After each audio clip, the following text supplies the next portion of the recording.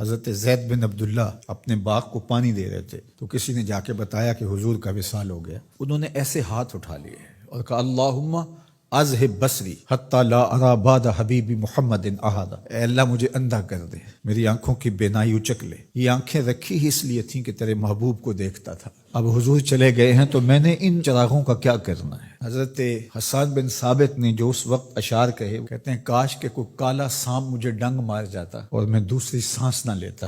اور حضرت سیدہ فاطمہ کے جو قلب اطہر کی کیفیت تھی، سبت علیہ مصائب لو انہا سبت علی الایام سرنا لیالیا، میرے اوپر جو مصیبتیں ٹوٹ پڑی ہیں وہ اگر دنوں پہ ٹوٹ پڑتی تو وہ کالی راتیں بن جاتی. حضرت عمر رضی اللہ تعالی عنہ تلوار نکال کے کھڑے ہو گئے اور کہا کہ جس نے کہا نا حضور کا انتقال ہو گیا میں اس کی گردن اڑا دوں گا. تھوڑی دیر بعد حضور پرانی حالت کی طرف پلٹ آئیں گے. اب یہ کیفیت کتنی حساس تھی. ادھر منافقین نے چال چلنا شروع کر دی. انہوں نے کہا اب حضور کے دم سے ساری رونقیں تھیں، اب وہ چلے گئے تو اب کس نے نمازیں پڑھنی ہیں، اب کس نے روزے رکھنے ہیں، اب کون جہاد پہ جائے گا.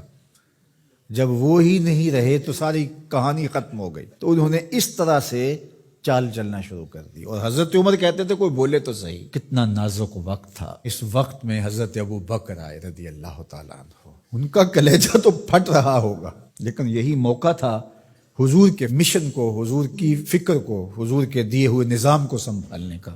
اور اپنے جذبات کو کس طرح کنٹرول کیا ہوگا. اپنے آپ کو پوری طرح سنبھال کر کے لوگوں میں آئے اور دیکھا کہ لوگ جمع ہیں اور حضرت عمر رضی اللہ تعالیٰ عنہ غصے میں تلوار لہرا رہے ہیں. خبردار اگر کسی نے کہا کہ حضور کا انتقال ہو گیا. تو آپ ایک اونچی جگہ پہ کھڑے ہوئے، لوگوں کو متوجہ کیا. حضرت صدیق اکبر رضی اللہ تعالیٰ عنہ کا اس وقت کا جو خطبہ ہے، اس نے اس وقت اسلام کو سنبھالا جب منافق بڑی باریک چال چل رہے تھے. اب حضرت ابو بکر آئے اور کھڑے ہوئے، کہا لوگو مجھے بتاؤ تم اللہ کی عبادت کرتے تھے یا رسول اللہ کی عبادت کرتے تھے. تو لوگوں نے کہا اللہ کی عبادت کرتے تھے.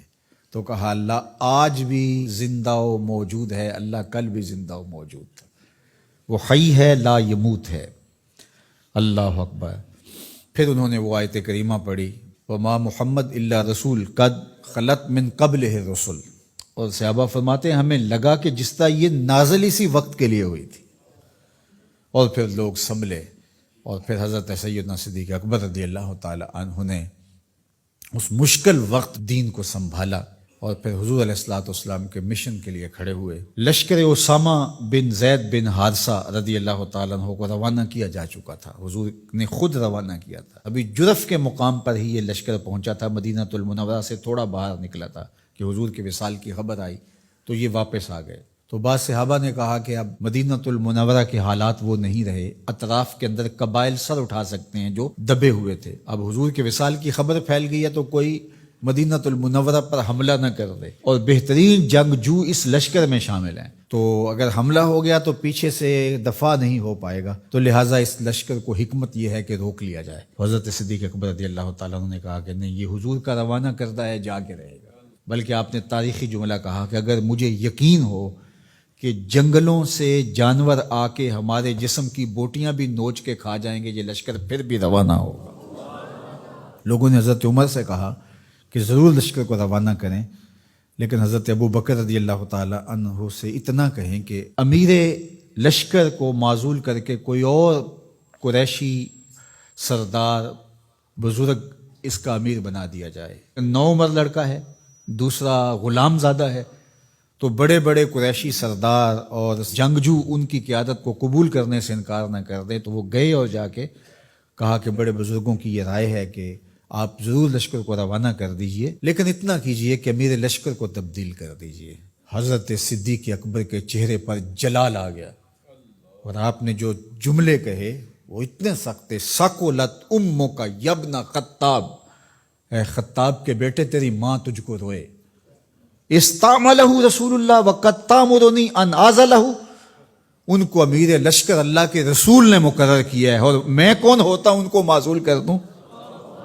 کہا لشکر جائے گا، اسامہ بن زید کی قیادت میں جائے گا، جس نے جانا ہے جائے، جس نے نہیں جانا میں کوئی پرواہ نہیں ہے، چونکہ ان کو امیر لشکر اللہ کے رسول نے مقرر کیا. اللہ اکبر. پھر جب لشکر اسامہ کو روانہ کیا حضرت صدیق اکبر نے تو حضرت اسامہ کے گھوڑے کی باک اپنے ہاتھوں سے پکڑی اور اسامہ کو اوپر سوار کیا رضی اللہ تعالیٰ عنہ کو، اور نیچے ساتھ پیدل چلے، اللہ اکبر، اور ساتھ یہ کہتے جاتے تھے اسامہ تو وہ ہے جس کو میرے رسول نے مقرر کیا ہے۔ اور پھر یہ لشکر کامیاب اور بامراد ہو کے لوٹا۔ تو یہ سیدنا صدیق اکبر رضی اللہ تعالیٰ عنہ کا حضور علیہ السلام کے فیصلوں کو من و عن قبول کرنے کا جذبہ تھا، جس انداز سے انہوں نے حضور علیہ السلام کی فکر پہ پہرا دیا، حضور کی تعلیمات کو اجاگر کیا اور حضور کے فرمان کو حرف آخر سمجھا، اور اس کے بعد انہوں نے اپنی رائے کو وہاں فنا کر دیا۔ صلح حدیبیہ کا موقع آیا تو 1400 اصحاب تھے، قریش نے کہا ہم عمرہ نہیں کرنے دیں گے، تو وہاں سے ایک معاہدے کے ذریعے واپس آنا ہوا۔ تو حضرت عمر نے کہا ابو بکر ہم دب کے صلح کیوں کریں، صلح کی شرائط تو برابر کی ہونی چاہیے۔ تو حضرت ابو بکر صدیق کا صرف ایک لفظ دیکھیے، انہوں نے کہا عمر کیا یہ صلح نامہ حضور نے قبول کیا ہے؟ کہا کیا ہے۔ کہا ہوا رسول اللہ، کہا وہ اللہ کے رسول ہے۔ اللہ اکبر، کثرت صوم و صلات کی وجہ سے افضل نہیں ہے، بلکہ حضور کے لیے اطاعت و انقیاد، فرما برداری، اور حضور علیہ السلام کے لیے بس اپنے آپ کو قربان کر دینے کا وہ جذبہ، وہ آپ یہاں دیکھتے ہیں تو بدرجہ کمال آپ کو نظر آتا ہے۔ فرمایا کہ میں اللہ کے علاوہ اگر کسی کو خلیل بناتا تو وہ ابو بکر کو بناتا، لیکن میرا خلیل اللہ ہے۔ اللہ اکبر، امن الناس بر مولائے ما، کلیم اول سینائے ما، ہستیو کشت ملت راچو ابر، ثانی اسنینو غارو بدر و قبر۔